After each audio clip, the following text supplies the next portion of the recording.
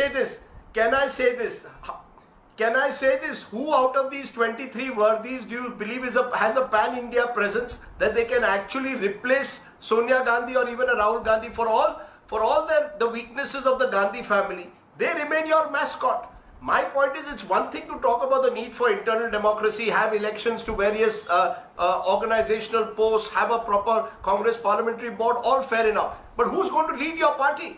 The worry that those who are supporting Sonia have today is that if you want to replace her, whoever is replaced will not be acceptable and will only lead to splitting your party further.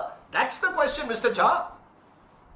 Rajdeep, let me remind you, in 2002, when Narendra Modi was one of the most maligned and malevolently abused politicians in the country after the Gujarat riots, did anybody expect him to become the Prime Minister? Did anybody expect Donald Trump, who sat in the audience when there was, President Obama and the media making jokes about Donald Trump, did we expect him to become the president of the USA? Unless you give somebody a chance, you will never know. And I do believe that there are a section of people in the Congress who are spreading this extremely fabulous myth that if the Gandhi family is not there, the party will split. I think that's absolutely bogus. If the people are committed on ideological basis, then why should you allow any personality to influence your decision to be in the party or outside of it?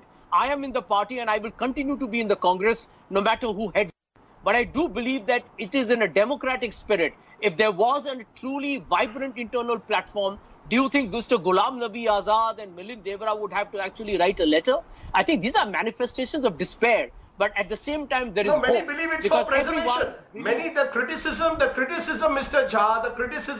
Jha, many of them are worried that they will not be renominated for Rajya Sabha. Many of them are worried that the Gandhis may not give them the kind of plum postings that they once used to get. The fact is, you're a party in opposition. It's much more difficult to give them the patronage that they once got.